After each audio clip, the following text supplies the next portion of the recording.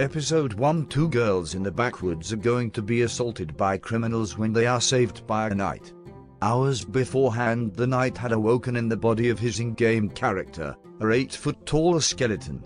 Realizing a skeleton would frighten individuals, he chooses to keep his cap on consistently and renames himself Ark. He sees a female elf in the city, however she vanishes. As he has no cash, he decides to take on the role of an adventurer. In the woodland he kills a boar and an orc, and as he is looking for a third foe, he observes crooks going after a carriage. He contemplates whether he should help until he sees two young women going to be assaulted and killed by the criminals. The women are the respectable Lauren Louvier and her house cleaner Rita. While they recover, Ark secretly steals from the dead criminals. With the criminals and orc killed, he gets his permit and a meal. After realizing he may be trapped in this world, Ark decides to enjoy his new life. Episode 2. Ark accepts a task safeguarding a youthful town young lady named Marka as she gathers spices. Ark is interested about Marka's haste to start, and Marka explains that she doesn't need her mom Sona, who has become overprotective since Marka's dad passed on, to find out. They come across a harmed kitten which Ark mends. The animal concludes it needs to remain with Ark, and he names it Ponta for its fluffy tail. Sona learns of Marka's leaving the town as hunters show up with news. An extra risky beast is in the backwoods. Marka leads Ark to a tree with significant restorative flowers, however finds the tree is currently in the area of the beast, a basilisk. Luckily, Ark has battled them before in the game and kills it rapidly. Be that as it may, he requests that Marka stay quiet about this because of a paranoid fear of drawing undesirable attention. He sees an enchanted ring on the basilisk, which breaks and vanishes after the beast is killed. He returns Marka to Sona, alongside a monster hog for the locals to devour, and afterward leaves. Fighters kill another basilisk, then find the much bigger body of the basilisk Ark killed. They notice it was killed by a single hit with a very huge sword and marvel who killed it, while back in the neighborhood Ark and Ponta partake in a banquet. Episode 3. Accepting a job, Ark deals with desperados concealing in a woodland cave, accepting their fortune as plunder. Somewhere else, it is uncovered the assault on Lauren Louvier was a failed assassination requested by Lord Triton Diento, who was himself requested by Prince Dagaz to undermine the realm in preparation for a conflict. Triton is additionally irate his child, Otherlin, is seriously endangering himself driving their unlawful slave activity. Back in the woodland, a female dark elf watches Ark rising up out of the Crook's cavern and goes after him, blaming him for kidnapping elf children, until she sees Ponta, which she perceives as a forest spiritual animal. As soul animals seldom trust humans, she understands Ark couldn't be a kidnapper. Ark offers his help, yet she refuses. Ark follows her and finds the kidnapped elves being tormented by Otherlin and his men.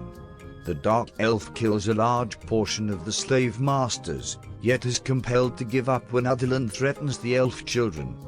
Ark overwhelms Otherlin and safeguards the elf children, allowing the dark elf to kill the rest. Declining to accept that Ark is a basic adventurer, but persuaded of his dependability, the dark elf presents herself as Arian Gulnis Maple. Arian gets a message that more oppressed elves have been found and recruits Ark to help her. Episode 4. Ark and Arian travel to the town of Diento, where they meet Arian's elven companion Danka, who promptly questions Ark. Despite the fact that he is amazed Ark can utilize instant transportation wizardry and figured out how to acquire both Ponta's and Arian's trust. As their assault on the slave master's compound will not be for quite a long time, Ark leaves on personal errands. Arian imparts her perceived failure to Danka, as she was practically caught and had to be saved by Ark, and compares herself horribly to her more established sister Evine. Ark purchases food for him and Ponta and hides in a dark alley so he can take off his helmet to eat. As Ark, Arian and Danka leave for their mission, a shadowy figure watches from a roof. In the compound, Ark and the two dark elves find that every one of the slave masters have already been skillfully killed, and Ark is overwhelmed with otaku energy when the professional killer ends up being a female ninja with cat ears. Seeing Ponta, she understands that Ark is trustworthy and gives him documents she took demonstrating which aristocrats have previously bought dark elf slaves, as well as the location of the slaves kept by Lord Triton. She also reveals that the dark elf slaves were not her objective, as her actual objective isn't in the vicinity. After liberating the dark elves, Danka turns out to be more astounded at Ark's otherworldly expertise and trusts in him enough to let him and Irian go alone to Triton's royal residence. The female ninja is shocked that Ark even understood what a ninja was, and desires to meet him once more. Episode 5. After their endeavor to quietly enter the palace goes to some degree astray, Ark and Irian catch Triton and Adeline, and the two female dark elf slaves get back at Triton while Ark finds a secret fortune which he plunders for himself, while letting Irian know that his taking the gold is just to keep the slave masters from utilizing it to revamp their slave trough. The castle suddenly explodes, which Ark suspects was brought about by the ninja. Irian welcomes Ark to visit the elf land so they can keep protecting slaves, however they would require an elder elf's consent for Ark to enter their kingdom. Terrified of being uncovered while meeting the elder, Ark removes his helmet, showing Irian his skull face and telling her that his appearance is the result of a curse. Irian guarantees that all elves will stay quiet and says that the elder might know how to fix his appearance. In the capital city of Olave, the human king Karlon, his children Sekt and Dakaz, and little girl Iriana choose to explore the rumors of a possible slave trade, which abuse the human-elf truce. They choose to contact the elves, however it is clear the two rulers have their own secret plans. Iriana is sure Dakaz is fully involved with the slave trade and that Sekt has a plan to oppose him to strengthen his claim to the throne. She chooses to ensure reaching the elves works out in a good way and contacts her sister Seriana, who wedded the leader of the Limbuel Duchy, the only domain that currently trades with the elf lands. Ark and Irian arrive at Lalatoya, a colossal elven settlement somewhere deep in the forest. Episode 6. Ark meets the elder, Dylan, and his wife Gulnis, who are Irian's parents. Dylan is appreciative that the elves were protected, yet their assault on Triton's castle has proved problematic, and he and Irian travel to the elven capital of Maple to inform his elders. Back in Lalatoya, Gulnis competes with Ark to check whether he is sufficiently able to keep Irian safe, and Ark is beaten by Gulnis on multiple occasions, causing him to understand that high combat stats don't equal skill. The elders, reluctant to gamble with war, choose to keep safeguarding elven slaves covertly. Irian is shocked to discover that her more established sister Evin is getting married, as she had previously committed to never wed. Ark chooses to have a shower, yet when Irian enters the shower naked, she sees Ark in full skeleton mode, frenzies and shoots him with explosions. Dylan hires Ark to assist Irian with keeping on liberating elven slaves, and as payment tells Ark of an enchanted pool that could fix his skeletal appearance, yet which is only found close to Lord Crown, a spirit tree that grows only in the domains of dragon lords, the most dangerous dragons in the world. Ark acknowledges the payment, yet when alone becomes inquisitive to check whether his appearance truly is brought about by a curse, and is stunned while, utilizing a curse-breaking spell on himself, he gives himself a human right hand. Episode 7. Ark's hand in a split second returns to bone, however it affirms that Ark's appearance is without a doubt a curse. He and Irian set out for Olave, hunting the slave-owning aristocrats. They are warned by an innkeeper that haunted wolves have been going after travelers. Iriana leaves Rodent to travel to Limbuel. Irian thinks about hunting the wolves, as a marriage shroud produced using their tail fur would be a magnificent wedding gift for Evine. The wolves attack, and Ark finds that the pack chief wears an enchanted ring like the basilisk. He obliterates the ring, waking the pack chief from a daze. The pack leader then takes his pack and leaves calmly. Ark is certain the rings of the explanation beasts are acting strangely. While Arian readies the killed wolf's fur, Ponta senses danger and leads Ark to where Iriana's coach has gone after, and Iriana, her housekeeper Ferna, and her dedicated guards have been killed by treacherous guards and assassins. The killers assault him, however Ark's armor proves invulnerable to their weapons and magic, and he kills the majority of them with help from the wolves. Utilizing a powerful rejuvenation spell, Ark revives Iriana, Ferna and a few loyal guards before sneaking away. Seeing Ark while half-conscious, Iriana accepts that he was an angel sent by God. Ark is uncertain about the morality of a spell that can restore the dead and keeps what he did secret from Arian. Arriving at Olave, they witness a young lady skillfully crushing hooligans, and Ark perceives her as the cat-eared ninja. Episode 8 The ninja, Chiam of the Jinshine tribe, is looking for individuals from her species enslaved by humans and asks Ark how he knows about ninja, since that word was made by their great founder, a human named Hanzo, whom Ark acknowledges should be a Japanese person who arrived at this world and established a ninja clan hundreds of years prior. Chiam requests their assistance and Arian, as Ark's boss, concurs. Dakaz is enraged that the haunted wolves neglected to kill Iriana and, afraid of a revenge plot against him, is shipped off to a protected house by his subordinate Strion. Chiam requests that Ark and Irian assault Etzat slave market as loudly as possible, to divert the city guards so the ninja can infiltrate different slave markets. Ark conceals his unique armor under a shroud and a veil. Chiam presents Guman, a fellow ninja, making Ark realize Hanzo named himself after Hachi Hanzo and used the names of other popular ninja as honorary titles, meaning Chiam is named after Mtshirki Chiam and Guman after Ishikawa Guman. As Guman is a monster as tall and powerfully built as Ark, they naturally challenge one another, then, at that point, understanding that they're evenly matched, become instant companions. Ark and Guman assault the market guards and compete to outshine one another, yet overdo it and inadvertently bury themselves under rock as Chiam and the exasperated Arian watch.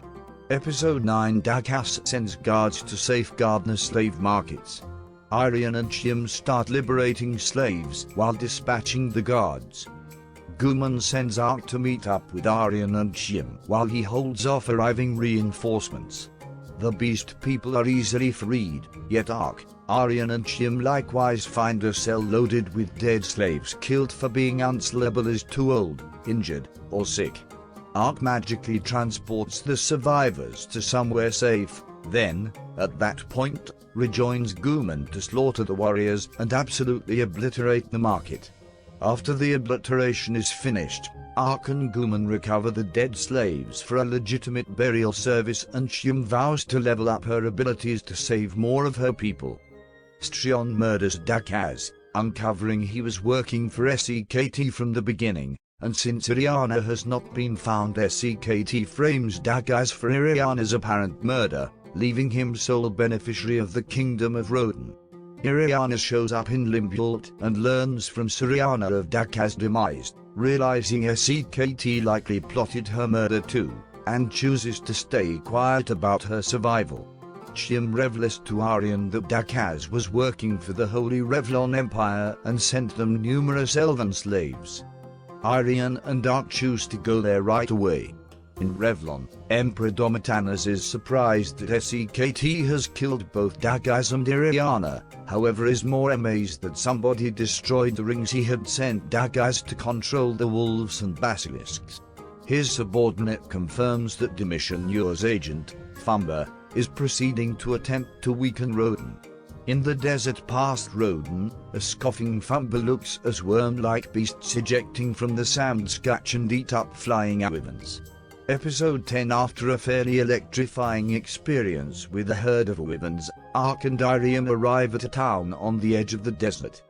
Ark sees that Aryan is apprehensive and discovers that enslaving elves is legal in Revlon, so she is stressed over going there. At the town bar, an elf, Carsey Held, presents himself and makes sense of the fact that he can exist together with the locals and makes a living studying monsters.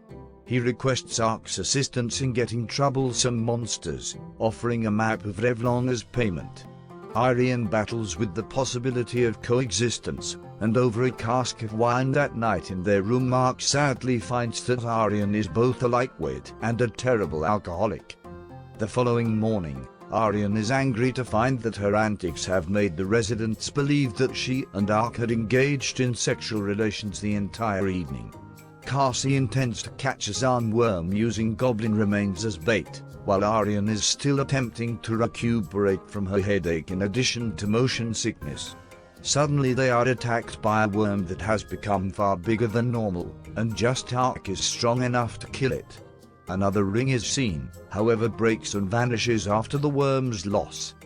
Carsey lets Aryan know that he likewise once hated humans but grew to care about them, and reveals that Lambert, a town in Roden, is governed by a human ruler and his elven spouse, with whom he fell in love with after rescuing her, and Aryan becomes more hopeful. The Orm's unnatural growth is revealed to be brought about by Fumba, who has been feeding them slaves and kidnapped villagers, in the interest of Emperor Domitianus. Episode 11 Ark, Aryan and Pontu arrive at the border town of Kazik. In order to find the captured elves, they separate and Ark learns that strange cries have been heard late at night from a fortress to the east and that people have been mysteriously disappearing. On his way to meet up with Aryan, Ark rescues a street girl from 3 kidnappers. The failed kidnappers were working for Fumba to collect food for his controlled monsters, and Fumba punished them by feeding them to his giant white tiger monster. Aryan has learned that captured elves had been brought to the fortress 4 months before and insists on investigating the fortress. Sneaking in and finding a secret passageway, they arrive at an underground chamber where they confront Fumba. Suddenly, Aryan attacks Ark, bewitched into believing she is training with her sister Evine. Ark spots an imp hidden inside Aryan's cloak hood. Ponta rips it out and Ark destroys it, freeing Aryan from its control. Fumba reveals that he is a Rosombanya monster sorcerer who can make monsters obey him. Ark questions him about the elves, but Fumba tells him that most of the elves were used in the Empire's magic experiments, while he used the remainder as food for his pet. Enraged, Ark quickly kills the white tiger monster, and Fumba orders his other controlled monsters to attack. Ark is easily able to slay the monsters, but when an ogre attacks the unconscious Aryan, Chim appears and uses her water ninjutsu to overcome it, telling Fumba that the other Jinshin ninja have already dealt with his other monsters. Suddenly the ground begins shaking and Fumba flees, saying his greatest monster has awoken. Ark teleports everyone outside, where they're confronted by a 5-headed Hydra. Episode 12 The Hydra attacks Ark, Aryan and Chim with its fiery breath, leading Fumba to believe they have been destroyed. Fumba sends the Hydra to destroy Kazik, while a flashback reveals that Fumba's clan elders believed him undisciplined and weak, leading him to take service with Emperor Domitianus. Ark uses his holy shield to protect everyone, and Aryan vows to destroy him.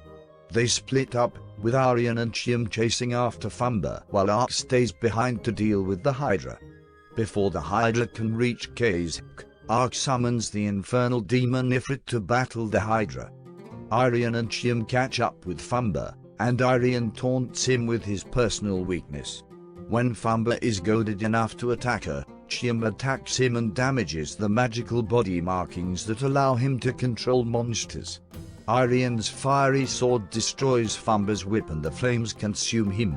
With the Hydra damaged by Ifrit's attack, Ark flings it into the air and Ifrit destroys it with its flames. Meanwhile, Princess Iriana meets with elven elders Dylan and Lord Fangers, and they agree that the Rudden Kingdom will take responsibility for the crimes against the elves, locate the missing enslaved elves, and defend elven territories in exchange for the elves backing Iriana in her bid for succession to the Rudden throne. After learning this news, which means Arian's mission is now officially over, Arian is uneasy and uncertain about the future, but Arkanshim reassure her.